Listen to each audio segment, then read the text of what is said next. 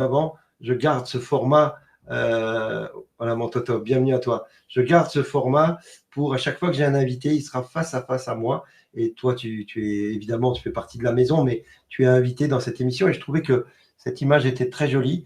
Et voilà, la prochaine fois, je la mettrai pour les prochaines émissions.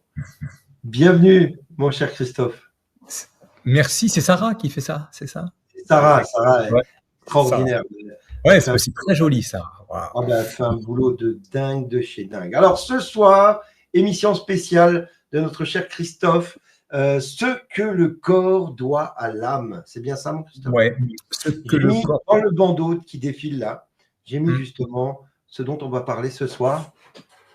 Donc, la parole est à toi, mon cher Christophe. Et puis, ce que je vais faire pour éviter les problèmes de son, parce que tu as vu ce soir, j'avais des problèmes de son, c'est que je vais rester sans l'image, mais je serai là pour échanger avec toi en off. Voilà. Ok, ça te va? Allez, j'introduis mon émission et après tu me poses des questions. Avec plaisir. Merci beaucoup, Christophe. Bon, on m'entend bien, voilà. Bien oui, ce que le corps doit à l'âme, parce que en réalité, nous sommes des êtres qui venons de l'éther et si vous voulez, dans ce monde incarné, avoir des réponses et des éclaircissements, il faut reconnaître son âme. Il faut lui avoir des canaux privilégiés avec son âme. Alors, je vous montrerai d'ailleurs une technique qui me permet, moi, d'avoir des réponses. Bon, ne cherchez pas ailleurs des tutos, c'est du Made in Christophe. Ça n'a été expérimenté que par moi, mais c'est très facile à faire et vous verrez que ça apporte énormément de réponses. Alors, pourquoi je vous parle de l'âme? Parce que l'âme, on peut la prouver avec le monde quantique, qui est un monde immatériel, qui est un monde de probabilité, de conscience, de vibration et d'énergie. Quand on parle de la mort et que on vous fait peur avec la mort, on fait une grave erreur parce qu'on parle de quelque chose qui n'existe pas. Vous devriez avoir peur en réalité du cycle de la vie dont on est prisonnier. Parce que nous sommes incarnés ici et maintenant, mais ces choses-là vont recommencer et recommencer. Donc, quelque part, sur cet aspect des choses, on manque de libre arbitre. On est prisonnier d'un cycle de vie et de conscience. Donc, pour écarter la mort, c'est la fin de l'ego, quitte un véhicule, et on retrouve la pleine conscience, la conscience, on réintègre la conscience omnisciente. Et là, il se passe des choses qui feront que. Pourquoi la mort n'existe pas? Parce que l'énergie, et ça c'est la physique traditionnelle qui le dit, ne peut pas disparaître. Une énergie ne peut pas disparaître. Donc, elle se transforme en une autre chose. Nous, humains, serions la seule espèce, la seule chose dans l'univers capable de dire non, finalement la mort existe, elle n'a jamais été prouvée, et notre énergie, elle disparaît. C'est physiquement impossible. Notre énergie ne peut pas disparaître. Donc c'est un principe physique. Où va-t-elle? On va essayer, on va faire ces allers-retours entre le quantique, l'énergie, etc. Alors, comment ça se passe? En fait, ce sont mes recherches, ce sont mes interprétations. Attention, pas non plus dire que c'est une vérité. Voilà, je suis pas un gourou. C'est que la source, Dieu, l'intelligence supérieure, on peut l'appeler comme on veut. Ça, c'est pas important. Selon les régions, on l'appelle autrement. Et là, a toujours été là et sera toujours là. Alors nous, on est limité, on dit quand ça a commencé, ne cherchez pas, ça a toujours été là. Et elle est omnisciente, elle sait tout, elle a toutes les facultés possibles. Mais dans un principe d'évolution, quand vous avez tout et que vous voulez malgré tout faire une expérience, la seule manière de faire une expérience, c'est d'involuer. C'est-à-dire que en passant par l'homme et d'autres choses, la source fait une expérience limitée d'elle-même. Vous voyez, c'est pour ça qu'on est là-dedans, en fait. Hein. C'est que la source, elle est omnisciente. Donc, le seul moyen d'évoluer, c'est d'involuer. On verra que cette involution, elle est aussi chez les hommes. Plus la technologie progresse, plus on involue. Hein. Moins on est près des choses éthériques. Hein. C'est pour ça qu'il y a des technologies qui sont poussées. Alors, prisonnier de ce corps, il nous faut vivre des expériences. La première, elle est terrible, c'est la naissance. Hein. C'est du sang, des larmes, des cris. Hein. Donc c'est bienvenue, vous y êtes, et il va falloir assumer maintenant. Donc c'est pas les signaux, je dirais les signaux physiques sont déjà très très hard. Et puis après, il va falloir faire des expériences. Donc le petit homme va toucher à tout et il va tout goûter. Hein, un bébé, ça touche à tout, ça goûte tout. Ça met tout dans la bouche. Et il va avoir l'expérience, il va faire l'expérience du bon, du moins bon, du neutre. Et nous, on va faire pareil adultes au niveau des sentiments. C'est-à-dire qu'on va, en effet, faire des expériences et on ne peut pas savoir ce que c'est l'amour si on n'a pas expérimenter une forme de haine, de rejet. On ne peut pas savoir ce qu'est le bien si on n'a pas expérimenté le mal. Donc, une vie d'homme qui serait linéaire, c'est impossible, ce ne serait pas une vie d'homme et ça conduirait à une dépression. On est là pour, en effet, apprendre. Et pour apprendre, il faut expérimenter.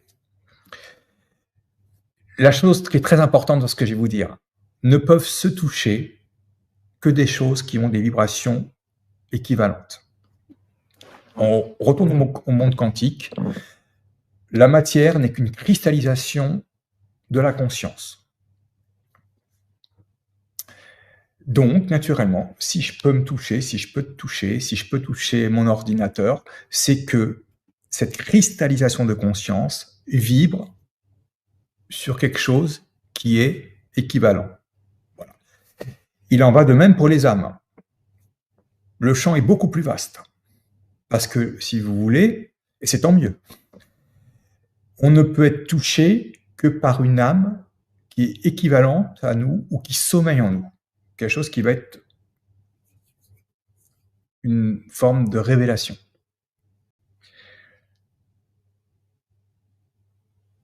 Tant mieux, parce qu'en réalité, imaginez avec toutes les personnes avec lesquelles on interagit, des milliers de personnes dans une vie, imaginez-vous qu'il fallait être empathique avec tout le monde. Ce serait, on serait pas, voilà, on s'aimerait tous, un amour, voyez, c'est ce qui existe dans le grand tout. Mais à l'échelle humaine, c'est impossible parce que on ne pourrait pas avoir des relations humaines de qualité avec toutes les personnes que l'on aime.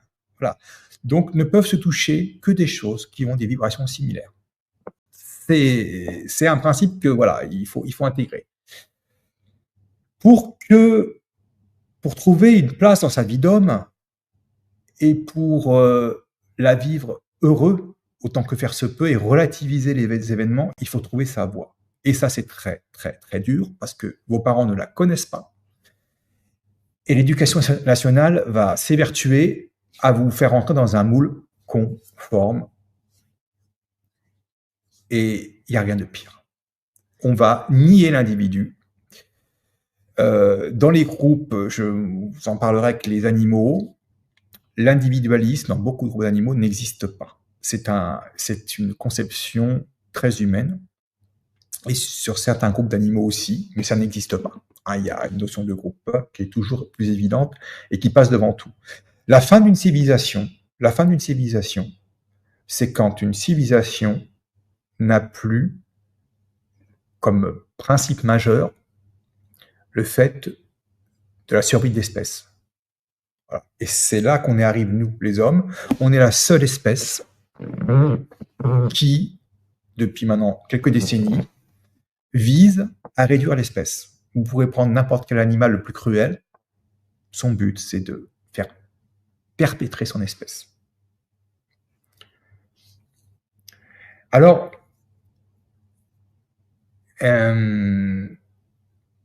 comment dirais-je, comment on peut vivre sans foi, sans transcendance? On peut vivre dans le matérialisme, mais ça, si vous voulez, c'est une répétition qui peut amener une forme de perversion.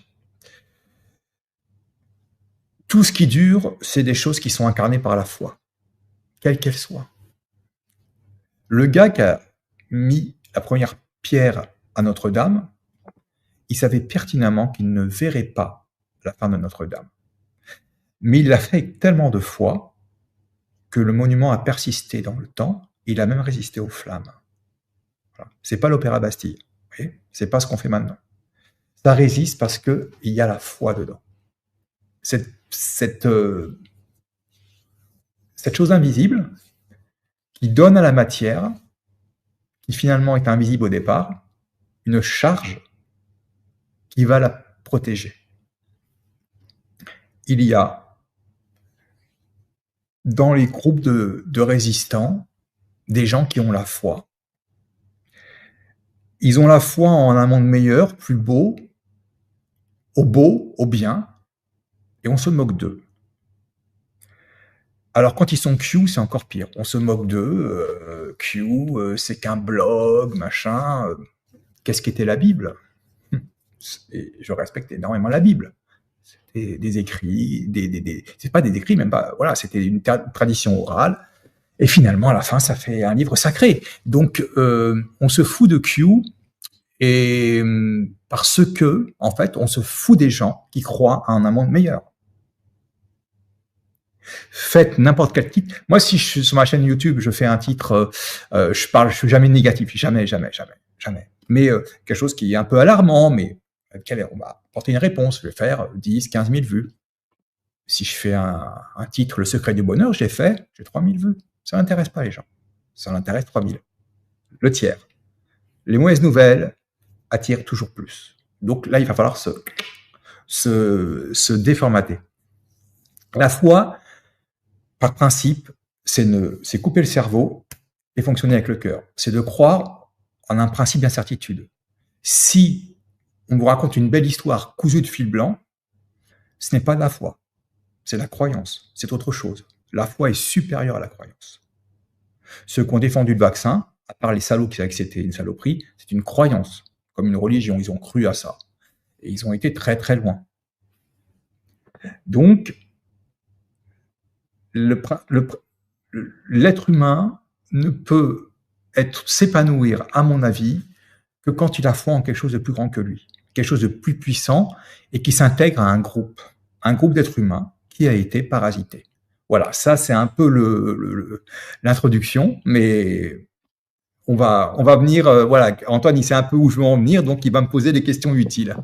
Antoine. On va essayer. Bon, ok, là tu nous as un peu dépeint le truc sur la conscience et la matrice, parce que forcément on est dans la matrice, c'est le monde d'aujourd'hui. Que penses-tu justement du monde actuel, ce qu'on vit actuellement? Que penses-tu du monde actuel, tout simplement? Alors, il faut le prendre avec beaucoup de hauteur, parce que moi personnellement, mon rôle, c'est de réparer.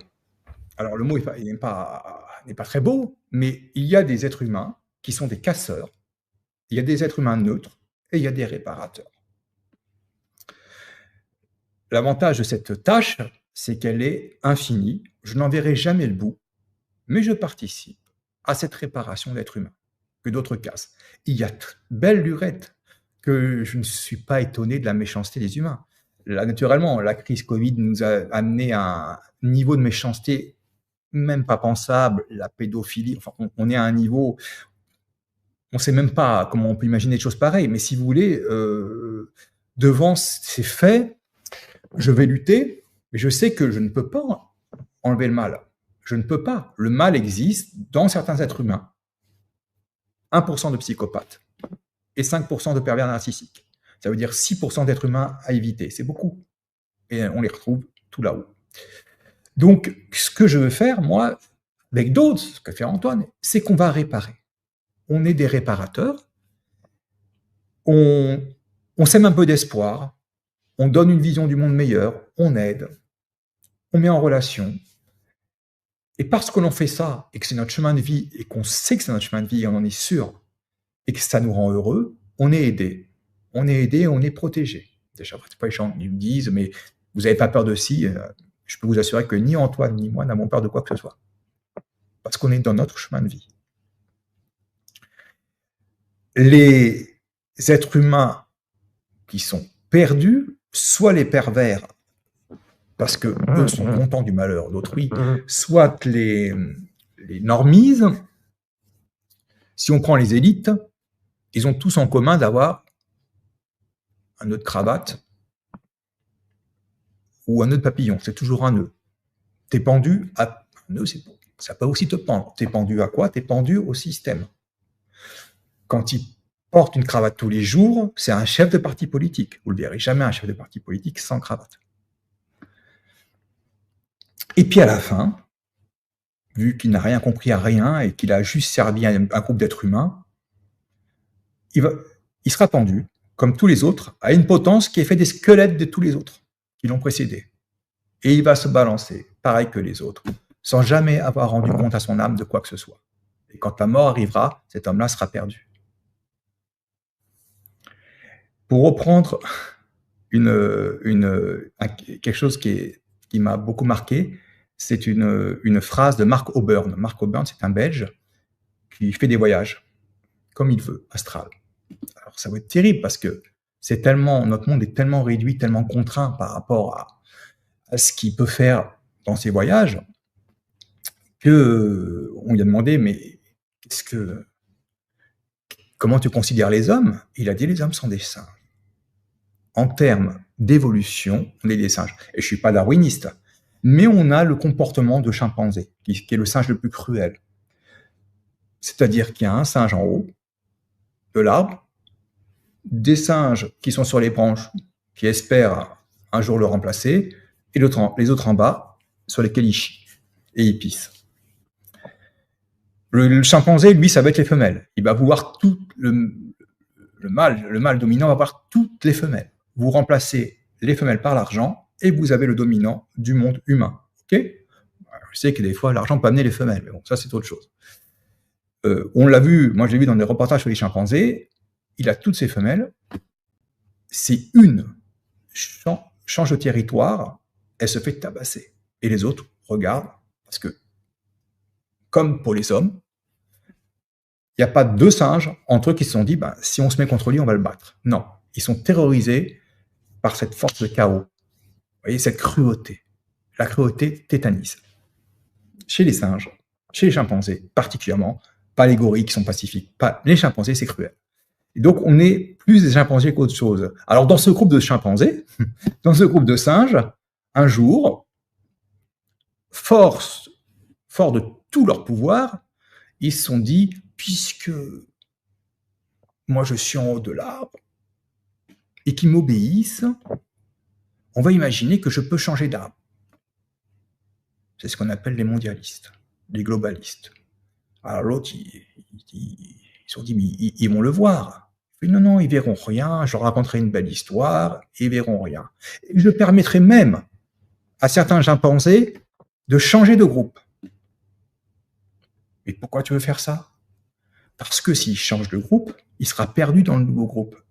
Et il n'aura pas ses repères. Et on sera encore plus chef que chef que chef que chef. Et dans ce groupe de singes, il se raconte des histoires aussi. Il raconte une histoire qui est très emblématique pour eux. C'est l'histoire de la tribu France, qui, en 1789, avait un roi des singes, qui était considéré comme presque divin. Le roi de France était relié au divin selon la croyance. Alors, certains singes ont tué le roi de France. Et ils ont tué le lien qui reliait les humains au divin. Et alors, ce qui est très drôle, c'est que 10 ans plus tard, ces singes-là ont mis quelqu'un de leur secte, qui s'appelle franc-maçon, et qui s'appelait Napoléon, et qui est devenu pas roi, il est devenu empereur. Voyez? Donc, on est des singes. La seule différence, c'est que on a évolué par rapport aux singes d'il y a 2000 ans pour la bonne et simple raison, c'est qu'on a progressé au niveau technologique. On sait créer des prothèses. Une pelleteuse, c'est une prothèse de main. Une voiture, c'est une prothèse de jambe. Un avion, c'est une prothèse d'aile qu'on n'a pas et qu'on n'aura jamais. Plus vous avez de prothèses, moins vous êtes relié à ce qui est vraiment votre vraie nature, parce que vous avez des facilités. On est loin du chasseur-cueilleur. Et dans le dernier tournant, avant le grand changement, parce que ce changement va arriver, l'humain a créé des prothèses de cerveau qu'il a voulu implanter. Voilà. Et ça, c'est le pompon sur la pomponnette. Donc, voilà comment je vois les hommes, comme des singes, comme Mark O'Byrne. Ah ouais, sacré zoo, le machin. Attends, j'ai ma lumière qui tombe. Alors, si j'ai ma lumière qui tombe, je vois rien. Ouais. Alors là, ça, après, il n'y a pas besoin d'écouter. Je vire ça. Bouge pas, bébé. Alors, attends. Bouge plus, toi. Ok, c'est bon. Don't move it.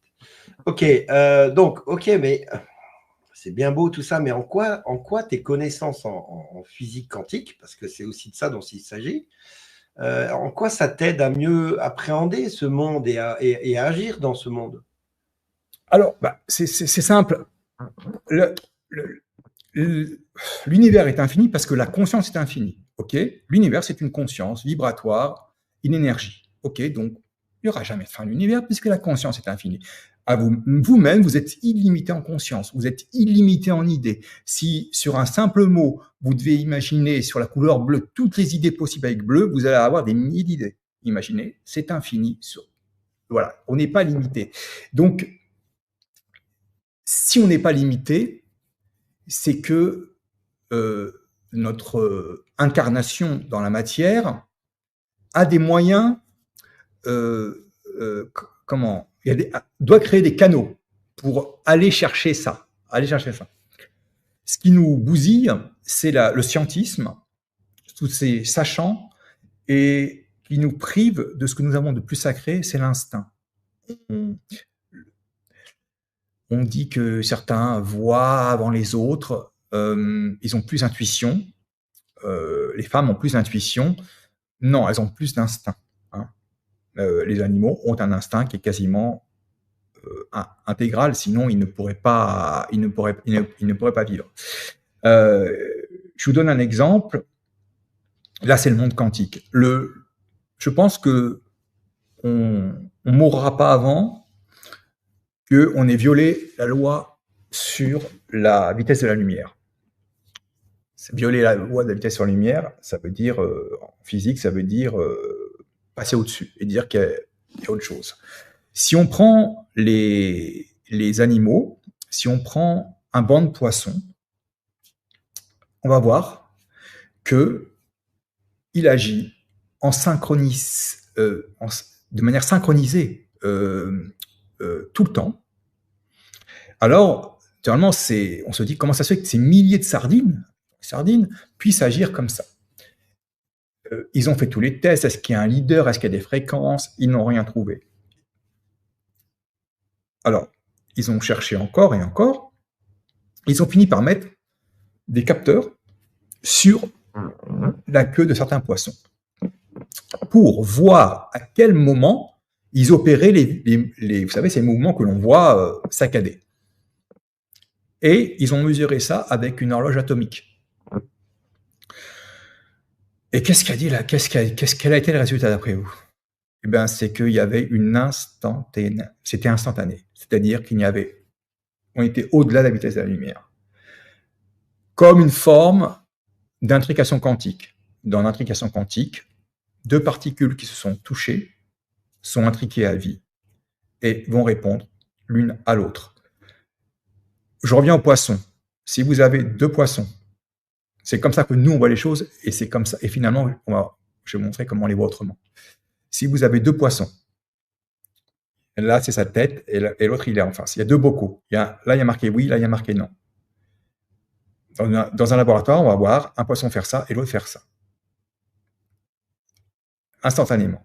Ils vont interagir. Ça, c'est l'intrication. Nous, les humains, on va voir ça. Et on va le voir dans deux bocaux différents. OK? En quantique, c'est un même poisson. C'est-à-dire qu'il faudrait prendre une caméra, et plutôt que d'avoir deux bocaux, on verrait qu'il y a la face d'un poisson, et que ce que l'on voit interagir de côté, c'est son autre côté. Voyez? Et cet autre côté, on ne voit pas. C'est ça que j'ai du mal à l'expliquer, mais c'est ça l'affaire. C'est que, en fait, il y a une partie invisible qui nous est cachée. Mais il n'y a rien qui ait été conçu par l'homme dans le visible qui n'ait été une pensée, une idée, et qui ne soit pas sorti de l'invisible. Un bateau, un avion, ça a été des pièces et des pièces qui ont été pensées. Il y a bien, avant toute création matérielle, quelque chose qui est immatériel.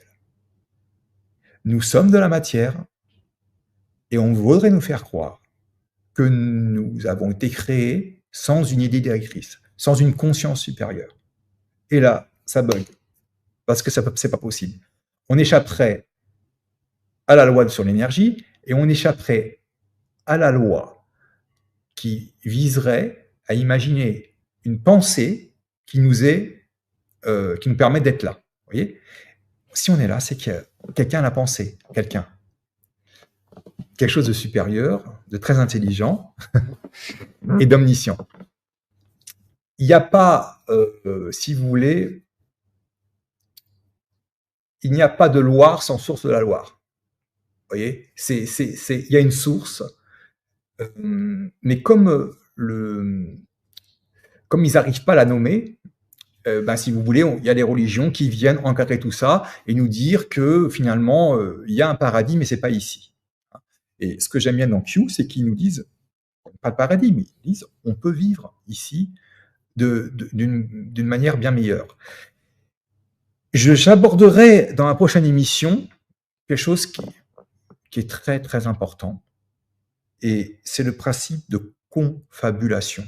Je pense que peu de gens ont entendu ce mot-là. Alors, le mot technique, ça c'est facile, et fabuleux. Et fabuleux, confabulation. C'est un principe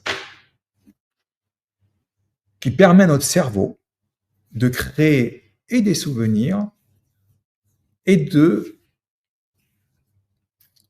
nous mettre à l'aise, nous mettre dans les meilleures conditions pour assurer un confort dans l'espèce que nous sommes. C'est-à-dire que, par exemple, au niveau du champ de vision, en fait, on a des trous. On ne voit pas tout. Et le cerveau le comble. Le cerveau va combler ça. Et il va vous créer quelque chose, mais instantanément. On est au-delà de la vitesse de la lumière, vous voyez. C'est la confabulation. Et c'est pareil pour les souvenirs. Et vous verrez que dans cette émission, je vous parlerai de la confabulation et du docteur Milacea. Parce que le docteur Milacea, qui nous a aiguillés sur la chélation et tout le tintouin, sur ce qu'il y a dans les vaccins, elle a encore évolué. Et elle a la certitude qu'ils ont mis dans les vaccinés, une technologie qui permet de confabuler, c'est-à-dire qui remplace la confabulation naturelle par des choses qui vous ont mis dans la tête. Et on le voit chez plein de gens qu'on ne reconnaît plus. Ils sont déjà cuits, ils sont déjà pris par ça. Leur cerveau ne confabule pas conformément à ce qu'il devrait faire. Donc ça va être l'objet d'une grande émission, mais par exemple, en confabulation, vous avez le docteur Delgado. Alors, lui, il a fait des trucs sur les taureaux et après sur les humains. Il est mort en 2011, ils ont dit « Oh, c'est une saloperie, c'est une ordure », mais en fait, ils ont récupéré les travaux, et voilà. Docteur Delgado, il mettait une électrode, et puis la personne faisait un geste comme ça. Il a commandé un geste à une personne, il n'y a rien de fabuleux. Où c'est intéressant, c'est la confabulation. C'est que la personne, on lui demande « Mais pourquoi tu as fait ce geste ?» Elle me dit, bah, j'allais chercher un objet qui était derrière. Elle s'est créé un souvenir. Il a mis des hormones de plaisir aussi à un jeune homme. Il ne sait pas quand ça va arriver. Il ne sait même pas ce qui va arriver. Et il se trouve qu'à un moment donné, en société, il est devenu très, très, très, très joyeux. Il dit, mais qu'est-ce qui te prend? Pourquoi tu es aussi joyeux? Et il s'est inventé une histoire. Il dit, je pensais à ça. Il ne pensait pas du tout à ça. C'était un instant où on lui avait mis cette impulsion. Donc, je pense que la bouclée, le docteur Milassia a fait une démonstration devant. Vraiment, c'était impressionnant. Et je pense vraiment qu'on sait ce qu'il y a dans la soupe et que on sait aussi un peu comment y échapper, quoi. Donc ça, c'est très, très important. Voilà. Intéressant, confabulation. Je ne connaissais pas. Ouais, mais il faut que je fasse une émission dessus parce que si tu veux, il faut que je mette des exemples. Et le Vax là, je veux que la tienne. Hein. La bouillasse. Ouais. Voilà, la bouillasse. Ils ont piraté la confabulation. Est-ce qu'on se comprend, hein? Puisque avec une électrode, on peut le faire. On ne te dit pas qu'on. Avec le graphène qui est un outil électronique aussi. Hein. Ouais, on te met des micro-robots. Bien sûr. Et on te met des micro-robots, et c'est pour ça que. Je vois dans les commentaires, oui, ben moi, ma famille qui a eu la bouillasse, ils sont devenus méchants ou irritables, ou tu vois. Ce n'est plus leurs idées, ce n'est plus eux. Et si tu veux, il y a ancré en eux tout ce que leur cerveau aurait pu. Le cerveau ment, en fait. Le cerveau ment tout le temps. Il ment pour nous permettre de vivre confortablement dans notre espèce. Le cerveau du chat lui permet de vivre confortablement dans son espèce. Et il lui ment aussi. C'est clair. Mais il le fait instantanément. On ne le voit pas. Il confabule. OK ? Donc, si tu comprends ça et que tu es une élite sataniste, tu dis, mais si je m'immisce là-dedans, mais je suis le maître du monde, et c'est ce qui s'est passé. Ouais. C'est pour ça que je montrerai la conférence de Dr. Milassia, et elle n'emploie pas ce terme de confabulation, mais c'est un piratage du logiciel de la vie. Alors, voilà. Guillaume nous écrit, la confabulation, ce sont des sortes d'hallucinations. Non. La confabulation, c'est la capacité du cerveau à rendre confortable une expérience par quelqu'un qui est dans le désert et qui voit un mirage, il le voit vraiment. Son cerveau a répondu à un besoin. Il a compensé. Confabulation. Tu comprends? Il y a au départ, il va rendre confortable une expérience. Donc, il nous ment tout le temps. Si on change de menteur, Natsik me dit, c'est l'imaginaire et c'est le cerveau qui comble un vide. Absolument. Regardez la définition, mais ça demande une émission, ça demande, et je peux vous dire que c'est leur secret. C'est leur secret. C'est comme ça qu'ils ont... Pour revenir à notre lumière intérieure, à cette éclaircie qu'on peut avoir en soi, toi, quelle méthode as-tu inventée pour toi-même pour accéder à cette partie plus éclairée de toi-même? Parce qu'on est tout le temps entouré de brouillard. Et comment toi tu fais? Quelle est ta méthode? Elle est très simple. Alors là, c'est du Madine Christophe. Tu prends un flingue et tu tires sur les cons. Non, vous allez voir, c'est très, très simple. Okay. Là, ne cherchez pas de tuto. Je vous demande de l'expérimenter et de faire des retours. Dans la lumière, il y a de la matière. On appelle ça des photons. Ouais. C'est une matière qui est informée. Elle a tous les secrets de l'univers. Quand on dort, on se met dans le noir. Alors, si je me mets dans le noir et que j'ai pas du noir, j'ai du bleu, je mets quelque chose de noir sous les yeux. Qu'est-ce qui va se passer? J'ouvre les yeux. Attends, si on se met dans la lumière, et qu'on se met un truc noir sous les yeux, eh bien, la lumière ne passera pas. Et ce qu'on va voir, c'est ce qu'on appelle des corps flottants. C'est-à-dire qu'on peut voir des petites choses, mais qui sont ni plus ni moins que des souvenirs de la rétine. Donc, en fait, on ne voit rien. C'est noir, il n'y a plus d'espoir. Okay. Noir, c'est noir. Voilà. Maintenant, imaginez que vous vouliez vous endormir avec de la lumière. Évitez les LED, parce qu'eux, ils sont mal informés. Vous mettez ça, c'est blanc. qu'est-ce qui va se passer? Vous allez ouvrir les yeux et vous allez avoir l'impression de voir, c'est-à-dire que vous ne distinguez rien, vous ne voyez rien, mais ce blanc vous donne une impression de pouvoir percer quelque chose, vous donne de l'espoir. Ce blanc que vous mettrez devant vos yeux va faire passer la lumière. Sans vous réveiller, parce que finalement, on ne voit rien. Eh bien, je peux vous assurer que si vous vous endormez le jour où vous en avez besoin, avec un linge blanc sur les yeux, et que vous avez des questions à poser à l'univers, bah, vous serez très éclairé. On dit idée éclairée. C'est pas pour rien. D'accord. Qui éclaire mieux que la lumière? Ok? Donc, pour cela, il faut, en effet, pour moi, j'ai fait l'expérience, se mettre un linge blanc sur les yeux, s'endormir avec la lumière, et vous verrez que l'expérience sera très différente d'un sommeil normal. Voilà. D'accord. Mais les questions, tu les poses en dormant ou tu les poses avant quand Non, tu même? les poses avant. Tu les poses avant. T'as des choses qui. Et je le dis quand je vous parle de foi, dans votre chemin de vie. Moi, c'est de réparer. Donc, la plupart des gens n'ont pas trouvé leur chemin de vie. Et c'est ça l'énorme problème parce que après, on écoute un gourou, on écoute la vraie religion vis-à-vis de la source. C'est pas de rabâcher des prières, c'est de faire sa propre prière. Une extraction de soi-même dans cette partie limitée qui est le corps, mais qui soit reliée avec quelque chose de plus puissant. Et quelque chose de divin, tout simplement. Voilà, le fait de rabâcher des mots, alors les mots ont une importance, mais en fait, on rabâche, et en fait, la foi n'existe qu'au moment de la prière, mais elle n'est pas incarnée en réalité. Elle n'est pas le nombre de personnes qui sortent de l'église et qui font les pires saloperies. Vous voyez? Pour moi, la prière, c'est quelque chose d'intense et d'interne.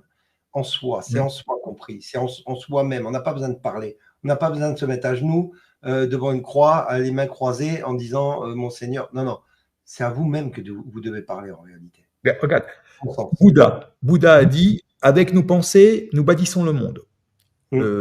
Ok. Jésus, qu'est-ce qu'il avait dit?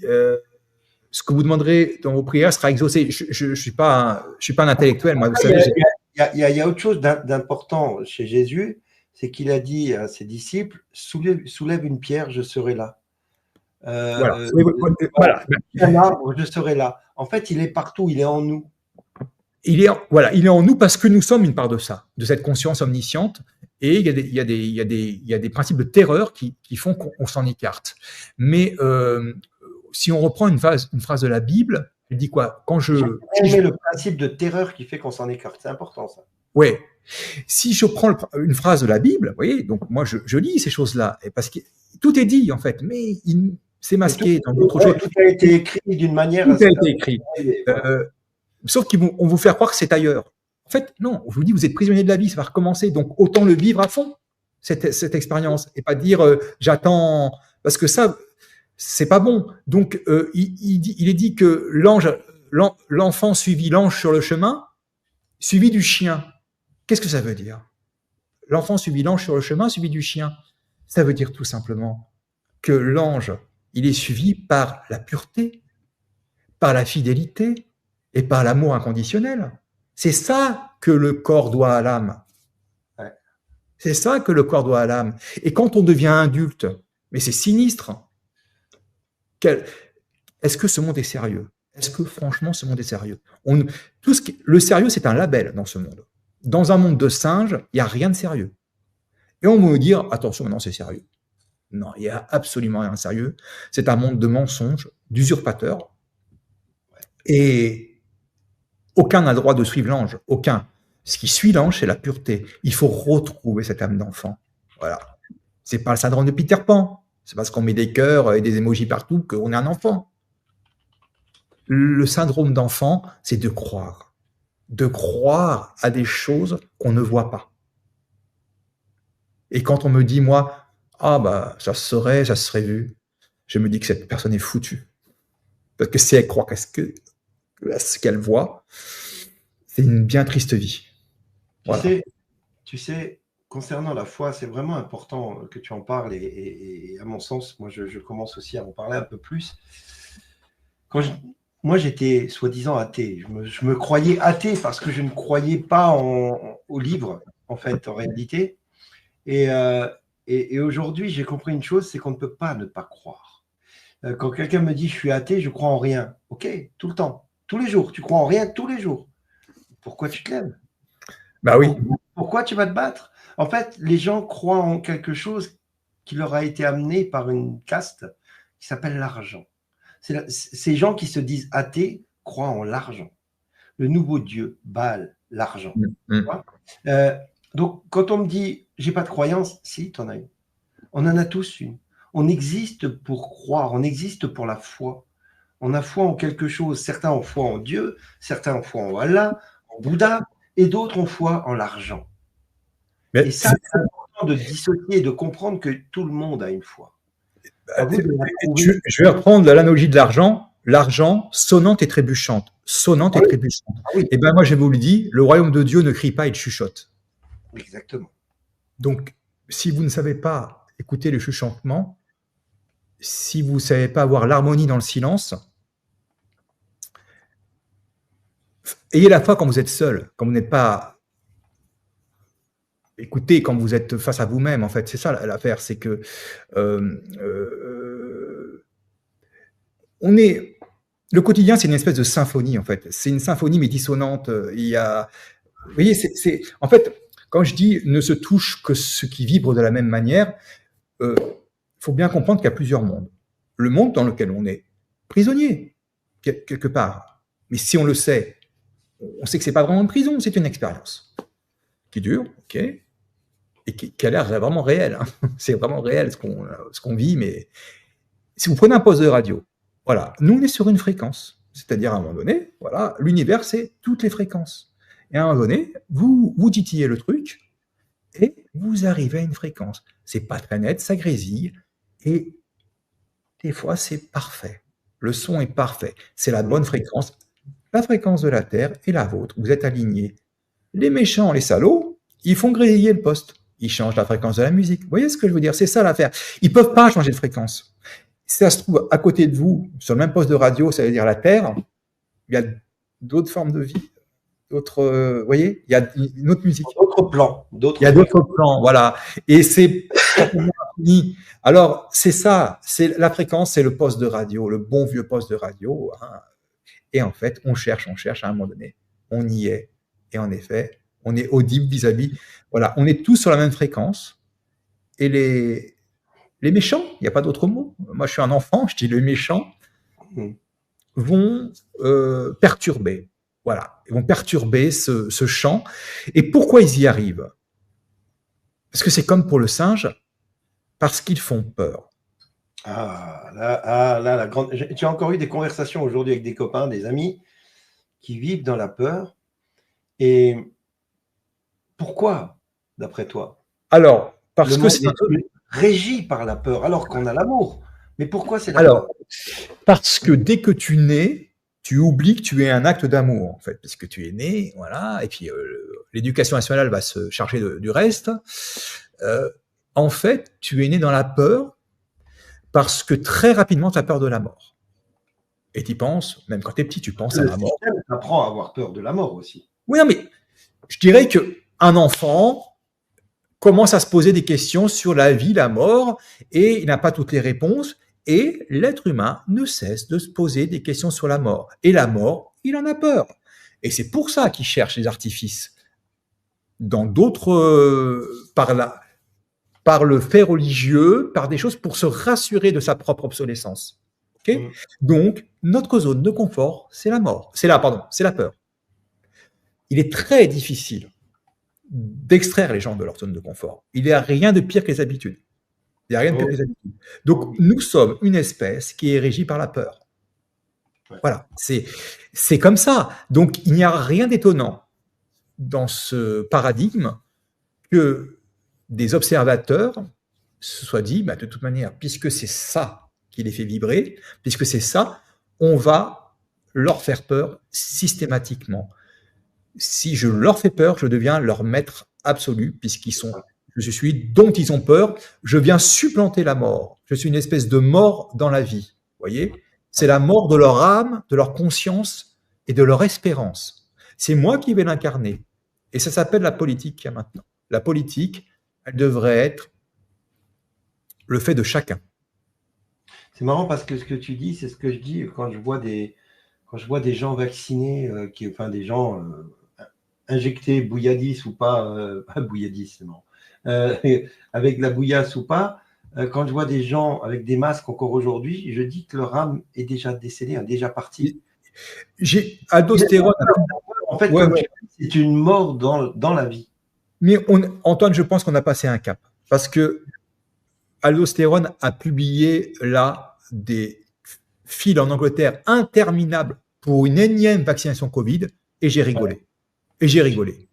Il y a 2 ans, j'étais en colère. C'est fini. Je dis bon, bah alors là, à ce niveau-là,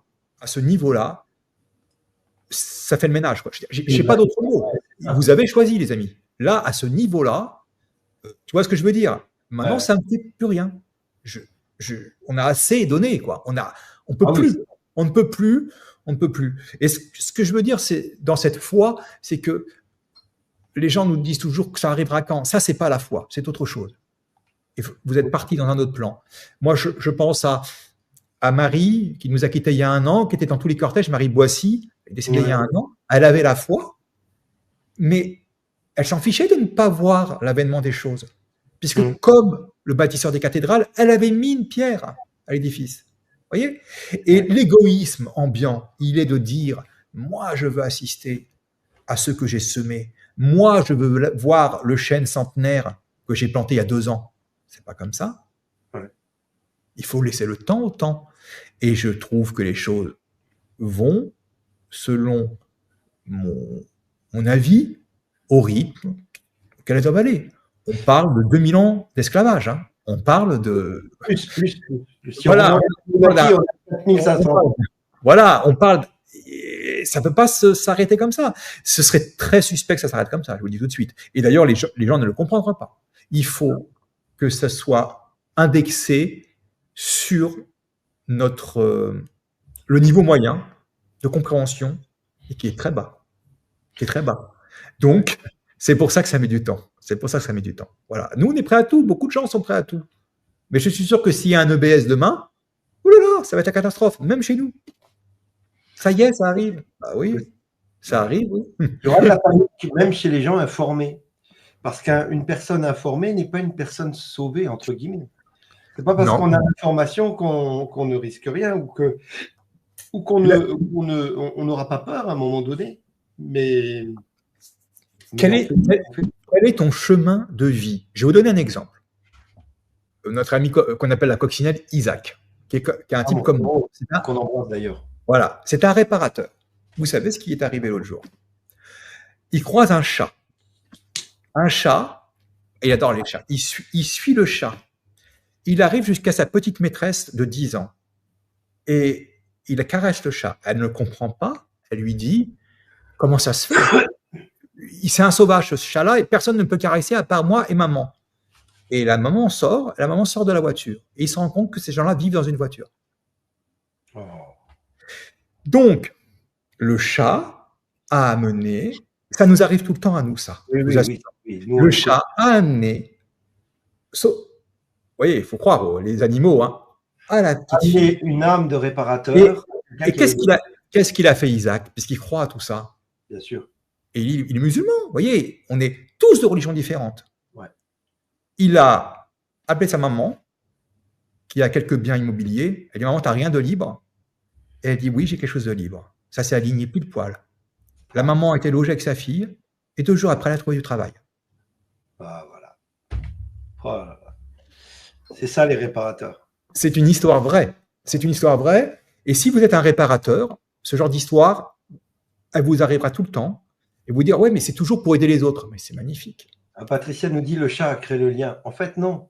C'est l'univers qui a créé ce lien. C'est la longueur d'onde sur laquelle qui nous attire l'un à l'autre. Mais comme moi, j'ai souvent des gens qui me disent, oh punaise, on a trouvé notre famille d'âme. Ouais, c'est ça. C'est tout à fait ça. C'est parce qu'on est sur le même Voilà. la même longueur d'onde. Vous voyez, Totov et moi, on n'est pas du même monde. Non. On ne serait peut-être jamais rencontrés s'il n'y avait pas eu ça. Non, jamais. Comme avec Tonton, comme avec plein d'autres personnes qui ne sont pas de la même, entre guillemets, de la même caste, du même monde que nous, eh ben, on serait pas rencontrés. C'est l'univers, c'est la vie, on partage la même vibration. Ouais. Ben oui, c'est ça. Et en fait, il faut aussi, vous savez, on est tous pressés. Faut prendre le temps. Vous voyez, moi j'adore les chats, par exemple. Ben, si je vois un chat, je le caresse, je prends le temps de le caresser. Je prendrai toujours le temps de caresser un chat, ou d'autres un chien, ou d'autres ceci, ou d'autres cela. C'est pas important, puisque la tâche qui t'attend, ce vers quoi tu vas aller, finalement, n'est qu'une routine. Mais si le chat te fait kiffer, ben, arrête-toi dès que tu vois un chat ou autre chose. Vous voyez, prenez le temps de vous extraire de cette vous voyez, toujours pour Isaac, parce que je vous dis, on est pareil. C'est rare de trouver des gens comme ça. Il a été viré de sa banque, comme beaucoup de. Ah ben c'est bon. Et ils ont demandé de rendre son chéquier. Et sur son chéquier, il y avait un chèque qui avait été arraché il y a longtemps et sur lequel il y avait marqué 700 millions d'euros. Alors, 700 millions d'euros. Alors, le banquier a dit, qu'est-ce rien, c'est un quart de sa fortune. Attends, mais non, le banquier dit, c'est quoi ce délire? Et tu sais, le banquier, on le connaît, il est à Roubaix, Antoine. Oui, c'est celui qu'on a. Il a dit, c'est quoi ce délire? Eh bien, il a dit, j'étais tout seul chez moi. J'avais besoin d'argent pour quelque chose, pour voilà, dans son chemin. Et il dit, je vais écrire 700 millions d'euros. Il n'a pas gagné 700 millions d'euros, je vous garantis. Eh bien, ses besoins d'argent étaient comblés parce qu'il y a cru. Et ça, le banquier, il a regardé comme un. Ça y est, c'est normal, tu me diras, c'est deux mondes différents. Et après, il est un peu de notre côté, ce banquier-là. Oui, mais est-ce que vous comprenez la puissance de ça? Alors, quand on. La puissance de l'intention qu'on se donne à soi-même aussi, c'est important. Voilà. Et donc, quand moi je suis entouré de gens comme ça, je suis dans mon monde, un monde que les autres estiment dingue. Et pour moi, c'est les autres les fous. Puisqu'en réalité, moi, si je vais au supermarché acheter mes quelques packs d'eau, je trouve que plus d'une personne sur deux est comme morte. Je la vois comme morte. Je n'y peux rien. Je pense que vous avez ce sentiment. Vous voyez des êtres biomécaniques téléguidés. Ouais. On le ressent. Et plus ça va aller, plus vous allez le ressentir. Et c'est très criant au supermarché qui a été créé pour ça. Il y a une énergie terrifiante dans un supermarché. C'est le temps de la consommation. Il y a tout qui est calculé dans un supermarché. Ouais, tout est calculé. Voilà. C'est ça. Voilà. On a fait une très belle émission avec de belles compréhensions entre l'âme et le corps. Moi, j'aime bien ce genre d'émission, tu le sais, parce que ça mélange spiritualité et quantique. Et c'est important, je pense, que ce genre d'émission existe. Alors, on me demande quand la prochaine émission sur justement le 15 jours, émission très, très importante. On va encore apprendre des choses sur le VAX. Ouais. Et on va comprendre que c'est un principe quantique qui est piraté. Voilà. Ça, c'est donc dans 15 jours, ouais. En espérant qu'elle tiendra, cette émission. En tout cas, sur la semaine, ça tiendra. Mais oui. Voilà. Et sur ton compte Google, je suis pas sûr. Mais c'est pas grave. On l'a et on la redistribuera au besoin, évidemment. Ouais. Merci, mon Christophe. Je vais te donner le mot de la fin, évidemment. Et puis après, on va clôturer tranquillement cette belle émission. Eh bien, c'est une phrase de je ne sais plus qui. Je suis désolé. Ne pleure plus sur les morts. Ce sont que des cages desquelles les oiseaux sont partis. Et l'oiseau, c'est l'âme. J'adore. C'est mignon. C'est beau, c'est bien dit. Voilà, ne pleure plus les morts. Tu ne pleures que sur des cages où les oiseaux sont. Et voilà. En gros, tu ne pleures que sur un corps, corps dépourvu de son âme, et c'est l'âme qui est le plus important. C'est ce que je disais dans une émission chez Déborah, d'ailleurs. Tu sais, j'ai fait l'émission que tu avais fait, où je parlais beaucoup de cette histoire d'âme, parce que je pense qu'il faut vraiment aller dans ce sujet-là maintenant. J'ai eu cette chance d'avoir deux fois 2 arrêts cardio-respiratoires, où j'ai senti mon corps partir et c'est là que j'ai compris que l'âme Ah est oui. plus importante que le corps. Alors on me dit ouais, arrête de fumer, mais le Non, problème, non. évidemment, j'ai besoin de mon corps pour évoluer dans cette matière. Mais moi, ce qui compte le plus, et Christophe, on en a déjà pas mal discuté, c'est de soigner mon âme, mon esprit, ce qui fait que je suis ici ou ailleurs. Donc, mon corps ne m'intéresse pas. Demain, si je meurs, Inch'Allah, faites la fête, mais c'est pas grave. Je vivrai éternellement comme Oui, nous. ce que le corps doit à l'âme, c'est ça le but de l'émission. L'écrivain, c'est Saadi, celui qui a écrit. Voilà, il s'appelle Saadi. Alors, justement, j'ai un truc que j'ai oublié. C'est Ça. Einstein qui a dit une phrase. Ouais. Alors, je veux pas l'écorcher parce que je peux dire des bêtises des fois. Et sur, alors, attends, est-ce que j'ai mes lunettes? Attends, elles sont là. Salaud. Ne je sais pas. Non, parce il admettait cette. Alors, les êtres. Non, j'arriverai pas, j'ai pas mes lunettes. Alors, bon, bah voilà, Christophe, il est aveugle. Tu nous la posteras sur X. Ouais. Et enfin, il admettait que l'individualisme n'existait pas et qu'on était voilà, dans un tout. Et en réalité, si on voit sur les manipulations, pourquoi ils arrivent à nous manipuler? Parce que la grande majorité des humains sont pas méchants. Ils sont pas méchants. Ils n'imaginent pas que l'État leur veut du mal. Non. Ils ne peuvent pas penser aussi loin. Voilà. Ils sont naïfs. Ils ont un côté naïf, un côté de manque de compréhension, manque de Candide. programmation aussi qui fait que Ouais. ils ne cherchent pas à comprendre. Malheureusement. Non, mais ils sont plutôt. Bon, les gens sont chicaneurs, mais si tu veux, ceux qui nous mènent dépassent la limite de la pensée normale, en fait. Mmh. Voilà, c'est ça l'affaire. Et quand on dépasse la limite de la norme, c'est la perversion chez les humains. Voilà, c'est la pervers. C'est des pervers. Et si vous voulez, un vrai pervers, s'il est millionnaire et qu'il mange de la langouste et du caviar tous les jours, son vrai kiff, c'est de le manger en imaginant que les autres meurent de faim. C'est ça. C'est ça, le vrai pervers. Et pareil au niveau sexuel, hein, c'est-à-dire, il a une jouissance, mais il faut que l'autre, il est mal. C'est ça le vrai pervers. Oui, c'est vrai que. Et il y en a qui sont comme ça. Ils ne peuvent être complètement satisfaits de leur propre jouissance qu'en imaginant que le reste de l'humanité ne jouit pas. Il y en a pas mal. Voilà. Eh ben, écoute, merci beaucoup pour cette belle émission, Christophe. On se retrouve donc dans 15 jours pour la Oui, 15 jours, voilà. Alors, j'ai dit confabulation. Voilà, con et fabuleux. Voilà. Après, ça vient tout seul, normalement. Ça marche. Vous allez apprendre plein de trucs. Parfait. Alors, moi, ce que je te propose, c'est de terminer cette émission avec une petite chanson que je mets jamais d'habitude, mais que je trouve très jolie, parce que tu as posé cette question tout à l'heure dans le live. Tu as demandé est-ce que ce monde est sérieux? On va terminer avec Monsieur Cabrel, qui chante une chanson qui s'appelle Corrida, où il dit est-ce que ce monde est sérieux? Antoine, si tu mets la chanson de Cabrel, le live ne tiendra pas. Ah oui, pardon, autant pour moi. Bon, on va terminer sur une chanson. C'est dommage parce que je sais. C'est une jolie chanson aussi. Mais on va terminer tranquillement avec Humanité, tranquille au mimile. Voilà. Et puis, je vous fais des gros bisous. Passez un très, très bon week-end. Et rendez-vous mardi soir, 20h, comme d'habitude. Bisous, mon Christophe. Bisous, je vous embrasse. Allez, la bise. Ciao.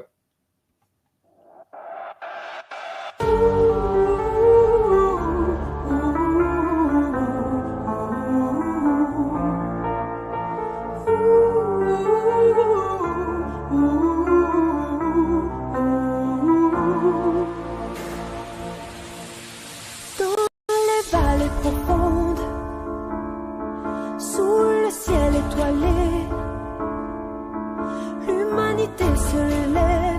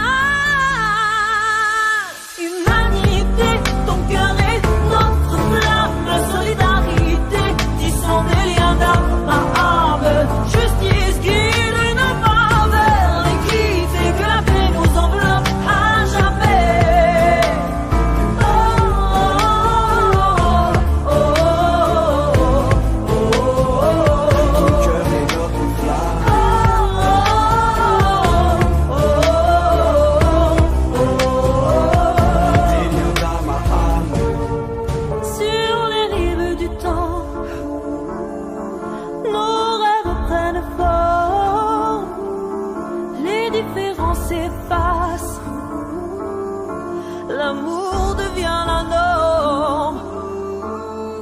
Chaque regard, chaque sourire, chaque geste tendre écrit l'histoire d'une humanité qui sait se comprendre. Humanité, ton cœur est notre flamme, solidarité, tissons des liens d'âme à âme. Justice guide nos pas vers l'équité, que la paix nous enveloppe à jamais. Oh, oh, oh, oh, oh. Ton cœur est notre flamme.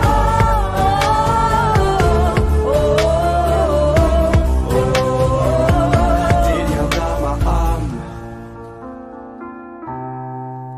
Sous les étoiles lointaines, nous chantons tous en chœur la mélodie de la fraternité, du partage, du bonheur. Nos voix s'élèvent